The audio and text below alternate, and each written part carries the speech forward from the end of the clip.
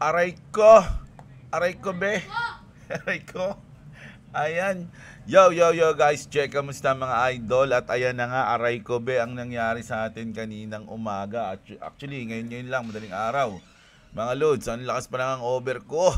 Pagkagising ko, aray ko. Sunog.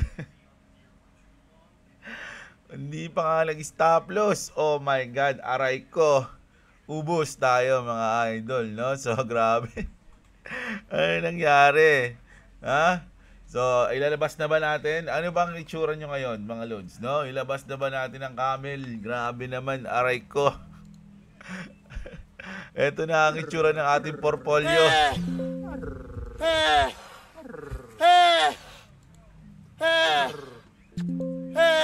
خلاص خلاص Aray. كله شوف Lahat ng portfolio ngayon ng mga traders, ganito ang reaksyon.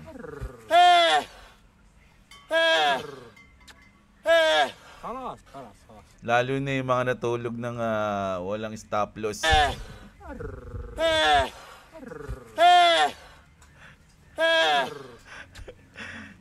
Ako pagkagising ko, pagtingin ko kanina, sa cellphone kasi ako nakatingin tumitingin pag nakahiga ako eh. Pagtingin ko, boom, aray ko. Pagtingin ko sa alas sa XRP, taragis yan, bug. Pero may ginawa ako, mamaya kwento ko sa inyo mga lods, no? Pero grabe, ayun talaga yung nangyari. Ganito nga yung iba, oh. Ano na yun? Ganito. Crypto holders right now. Boom. Ayan ang nangyari mga idol. Durog ang lahat. Durog ang lahat mga lods, no? So bakit ba? Ito na ang reason mga lods, no? Donald Trump announced a 100% tariff on China starting November 1st. Mga lods, no? Dahil diyan, no? Pagka-announce pa lang yan mga idol, talagang bumagsak, lumagapak, no? Durog ang lahat mga lodi. Ganun yung nangyari sa ating market, mga lods, no? Check natin yung mga, no? We just witnessed the largest liquidation day crypto has ever seen, mga lods, no? Grabe yan, mga idol. Sabi nga dito, crypto market records largest single day liquidation event in history. In history to, mga lods, no? Ibig sabihin, ngayon lang nangyari yung ganito kalaking drop o dump, mga lodi ng market, at ganito lang din ganyan lang nangyari yung ganito kalaking liquidation, mga idol, at na-witness natin yan, history yan mga lods. Na-witness ko nang may hangover pa ako, mga idol, grabe. 'Di ba? Sakit tuloy ng ulo ko, dumagdag pa.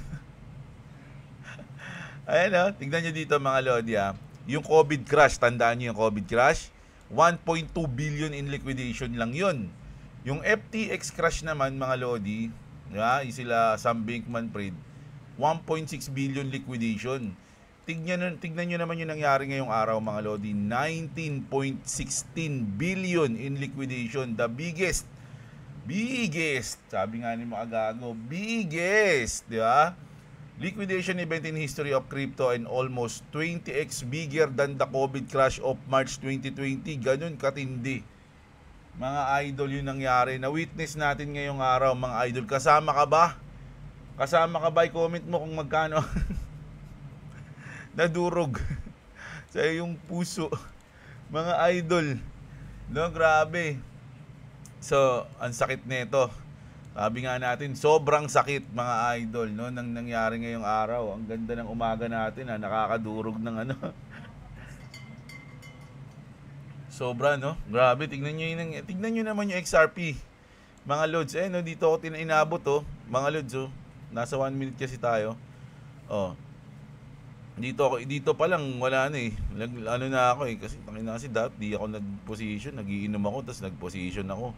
Raulo rin talaga ako eh. So yan, no? Naglong ako dyan. Dito, bagsak na agad ako eh. Anong oras to? Alas 3 ng madaling araw pala, wala na ako eh. Wala na. Pero ito, ayan, no? Grabe yan, no? Tingnan nyo ang abot niyan mga lods. Yun yung maabot tayo ng 1.1. Grabe.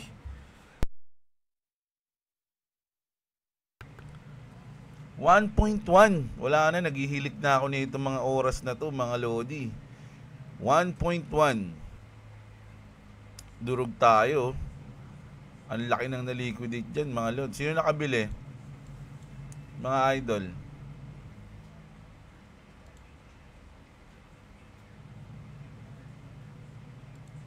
Sino nakabili dito? Kaya lang bihira siguro nakabili kasi anong oras na eh. Madaling araw to eh. Alas 5. Pera na lang kung addictus ka talaga sa chat. Meron kang tag dito, yung parang nagno-notif sa'yo, something like that, di ba? Grabe basag. So, plano ko ngayon, mga lodi, magbodega ng XRP. Ayun yung sasabihin ko talaga. Plano ko magbodega, pero inaayos ko pa eh. Kumbaga, iniisip ko pa kung ano yung mga, kasi 2 point, na lang ngayon, 2 point, ano ba ngayon? 2.4. O, ayan. Diba? So, mababa to mga idol, no? At, tawag dito, parang ito na yung senyales, mga lodi, no? Na ito na yung pinaka-bottom, sa tingin ko lang. No? Pwede pang malaglag to, ayun nga inaabangan ko eh. Kumbaga, hindi kasi syempre, tulog tayo, hindi tayo nakabodega dito. So, ini-expect ko, sana bumaba pa kahit sa 50% lang. Kahit dito lang, sa under ng $2. Kapag hindi na, wala na, hindi na tayo makakabili, hindi na kabibili. Pero kung mag-drop siya ng 50% ulit, mga lods, no? Drop siya ng under $2. So, total, nasa 2.4 naman. Kahit mag 1 point something lang 1.9, 1 point magbubudega ako ng medyo malaki-laking XRP, no? Tapos magpo-position pa tayo, ganun. No, isang bodega, isang position gagawin natin, no? Pag bumaba pa siya dito, mga idol, no? Sana ganun yung mangyari, no? Ayan, grabe. Grabe to, mga lods, no? Alam nyo, ang daming galit kay Daddy Trump, mga lodi, no? Looks like Trump put 100% tariff on crypto. No, grabe. So, maraming galit kay Trump ngayon. Today's decline officially marks the largest single day liquidation crypto, more than yan. So, ayan, grabe. And alam niyo merong mga merong mga coins na nag-zero. Grabe, no? Sabi ko, can't even begin to comprehend how multi-billion coins went to literal zero on the biggest crypto exchange. Something very serious happened. We need to know the MMS and the fund that got carried out. Kung titignan nyo ang ating crypto bubble, mga lord, tignan nyo, grabe yung pula nito. Ito yung pula na talagang dugun-dugo. Dugun-dugo, mga idol, no? Grabe, oh. Oh, sa week din, ganun, no? Week. Oh, dugun-dugo. Pucharagis yan. Sa hour, syempre, medyo green na yan kasi nakaka-recover na. Pero malayo pa yung i-recover nito, mga lods. Diba? Sobrang layo pa ng i-recover niyan. Dahil sa day natin, pag nag-green na tong day, pwede. Pero hindi eh. Malabo pa sa baw ng ulikbang pusit to eh. Grabe yung dugo, no? Taragis siya, no? Maapaw. Oh my goodness. Anong pangalan nito? Atom. Yan natin yung Atom. Grabe yung pancake sa pancake shop, oh. 24 hours. Ayun, no? Pucha, bumaba ng $2, oh. Pangalan nito, Atom. Anong Atom yun? Ito, yung Cosmo Hub. No? Hindi naman literal zero, ah. Ano kayang Atom yung nandito kasi? Hindi natin alam, eh. O, yan. Basta yan, oh. Bumaba ng ng 0.001. Grabe naman yung nangyari ngayon, mga lodi. Eto, mga lods, Simply no way that the whale on Hyperliquid is in Trump family. Shorted 1 billion right before the crash. Isipin nyo yun, mga idol.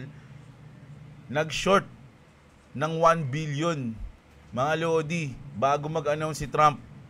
Bago bumagsak. 'Di ba? So, ibig sabihin, mga lodi, sabi nga, imposibleng hindi ka pamilya ni Trump to. Yung nag-short na yan. 'Diba? Sistema na to mga lods ha. Parang niloko na tayo ng Trump family. Pinagkakakitaan tayo mga idol. Sabi nga dito, easy 47 million profit in 12 hours. This whale was front running the Trump nuke. Sipin nyo, 47 million mga idol ang panalo niya sa trade. 'Di ba? Bago mag-announce si Trump, nag-trade siya ng short. Tapos panalo siya ng 47 million. Sino makakaalam nun?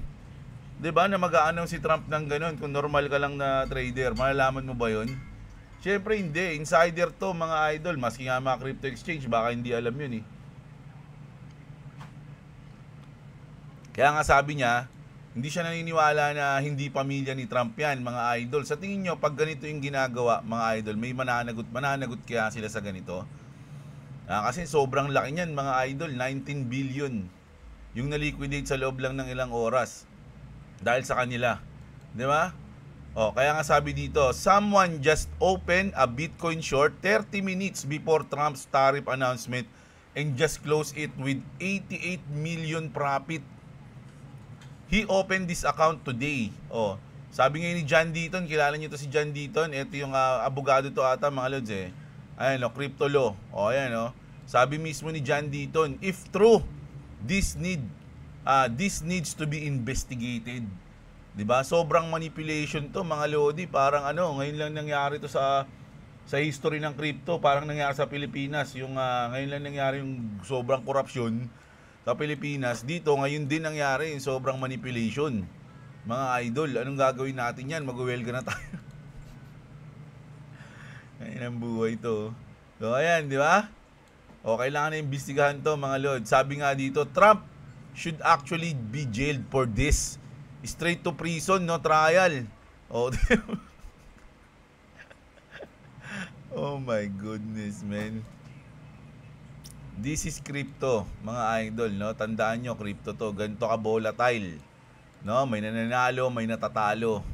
Mga idol, kung hindi nyo kaya sikmurain yung ganitong lakaran dito sa crypto na ganito ka volatile, ngayon pa lang mag-isip-isip na kayo kung magtatagal pa kayo sa crypto o magbi-business na lang kayo ng iba. Di ba? Magbi-business na lang kayo ng mga traditional business. O talagang tatagal pa ba kayo sa crypto? Mga idol, kung ganito yung nangyayari. Grabe, no? So, maraming galit ngayon kay Trump, mga lods. No? Kahit sa mga post sa Facebook, binumura si Trump eh. Grabe to. Anong reaction nyo dito, mga idol? Mag-react kayo, mag-comment kayo. Kasi syempre, so malaman kung anong opinion nyo dito sa nangyari. Babasahin kayo mamayang gabi. Wala, hindi ako alis mamayang gabi. Grabe, mga lods, no? Sobrang tindi nito. Tas ito, guess who deposited, mga lodi, no? 700 million to Binance before the nuke. Bingo. Ito daw yung nag-deposit, mga lods, yun itong sutoy na to. Ito daw. Tapos, can we send Evergreen nyo to jail? Ayan please, mga lod, ang dami na naghahanap na may managot dito. Marami naghahanap ng hustisya. Marami naghahanap ng hustisya, mga idol. Follow natin yan, baka may sinyalis yan sa mga susunod eh. Di ba? 700,000 ba to? 700 million. Ayan grabe The insider who opened trades 30 minutes before Trump tariff announcement closed the trade for 104 million plus 88 million. 192 million profits. Grabe. 192 million sa isang announcement lang. Isang tweet. Mga idol, ganun kalakas. Bakit pag nag-tweet si Trump ng positive, di naman umangat yung market? Tapos pag nag-tweet siya ng negative, bumabagsak ng sobra. Di ba? So, grabe to mga idol. Pero, ito, may good news tayo. Kasi nung una dito, mga lodi, sinabi ni Trump na wala nang dahilan para mag-meeting pa sila ni Xi Jinping ng China. Parang ganun yung sinabi niya dyan. Mahaba kasi, huwag na natin basahin. Inis lang ako dyan. So ngayon, binawi ni Trump yon. Sabi niya, after saying he had no reason to meet with China President Xi Jinping hours ago, President Trump now says, I haven't canceled. So hindi niya pa kinakancel yung kanilang pagkikita. But I don't know what we're going to have it, but I'm going to be there regardless. So pupunta pa rin siya doon. Mga lods, no, markets have no idea what to make of this. No, kasi syempre hindi ano ngayon kung magkikita ulit kayo, wala na eh. Basag na ang lahat eh, mga idol eh. Pero kanina may nakita akong post na wala kasi na true warriors, sabi nga niya eh. Sabi niya true warriors ang natutuwa lang sa ganitong pangyayari. Ibig sabihin, yung pag bumabagsak ng ganito, ito yung mga nag-aabang ng drop para magbodega, mga lods, no? So ayan, ang ano ko ngayon, ang gagawin natin ngayon mga idol, medyo mag-aabang lang muna tayo, chill lang muna, no? Wag tayo gumawa ng mga desisyon na pagsisihan natin, mga idol. So ngayon, bumagsak ang market, lahat yan bumagsak mga lodi, alam niyo naman lahat, no? Lahat yan nag-drop, and ngayon naka-recover na ng konti, mga lodi. Pero hihintayin ko pa siya na medyo mag-drop ng konti bago ako magbodega ng XRP, mga idol, no? Baka yung iba kong coins lipat ko sa XRP. Actually, ganun talaga yung nasa isip ko kanina. Kasi syempre, meron akong hawak na ilan ba? 6 ba? O, 6 na coins. No, labas yung XRP doon kasi XRP ko nasa nasa cold wallet eh. No, so ngayon, ang gagawin ko sa 6 na yon, siguro i-diversify ko yun, babawasan ko ng 2 coins. Yung invest ko dun sa 2, ililipat ko sa XRP. If ever bumaba siya dito mga lods Pero kung hindi, ayaan ko na lang. Chill lang ako, mga lods, no? Hindi ako magdi-decide ng something na biglaan. No, ay nako ganito ganyan, nako bilipat din dito, di ba? So wala lang, kumbaga nangyari ngayon sa akin, bumaba lang yung portfolio natin, pero lahat ng coins na yan hindi na bawasan, bumaba lang yung value. So sabi nga, hindi ka naman matatalo kung hindi mo ibebenta ng patalo, di ba? Nasaan ba tayo ngayon, di ba? Syempre, naghihintay lang tayo. So hintayin nating maka-recover. Di ba? Ang natalo lang sa akin yung trade ko, magkano lang naman yung trade ko. Di ba? Mababa lang yun, wala pang $100 yun eh. Pero syempre, masakit pa rin yun. Kasi syempre, inaasahan mo yun eh. Di ba? Tsaka wala na akong pera. Dahil na wala na akong cash eh. So, ayun yung gagawin natin. Relax lang tayo mga idol. No, titignan natin kung ano yung mangyayari sa mga susunod na oras hanggang mamayang gabi, saka tayo mag-update ulit. Hanap tayo ng mga bagong news hanggang mamayang gabi. Pero ako sa inyo, mas maganda kung chill lang din kayo mga idol. Kung may mga plano kayo, may strategy kayo, kayong bahala dyan. Pero ang gagawin ko ngayon, chill lang. Wala naman nangyari. Hindi naman nabawasan yung mga coins ko. Bumaba lang yung value. So hintayin natin makarecover sila, makahinga ulit ng malalim, at makaahon sa putikan. No, ganun yung gagawin natin ngayong araw. So kung gusto niyo mag-trade ng long, pwede. Kaya lang mag-ingat muna kayo kasi ayun yung inaasahan eh. Marami maglulong dahil bumagsak, di ba? Ayun ang iingatan nyo mga idol. Kasi mamaya maglong na kayo, biglang babain pa to bago umangat ulit, mga lods, no? So ayun yung inihintay ko mga idol, no? Mag-ingat-ingat lang muna kayo at mag-relax lang. Panoorin nyo lang magdugo ang ating mga portfolio, mga lods, no? So ayun yung ating news ngayon mga lodi relax lang, kapit lang mga idol. Sabi ko nga, ngayon talaga ang crypto, no, sobrang volatile. So kita-kits tayo mamayang gabi. Huwag nyo kalimutang i-like yung video natin, subscribe sa mga hindi pa nakasubscribe, sa mga wala pang crypto exchange dyan. Check nyo yung mga link natin dyan sa description sa baba mga idol. Kita-kits, magandang araw sa inyo at What's up? Subscribe to Clevis TV, subscribe to Dribble. If you want to subscribe to me, it's in the description. Also, if you don't subscribe to me, I'll use my special power. This is my special power. I like. sige na po.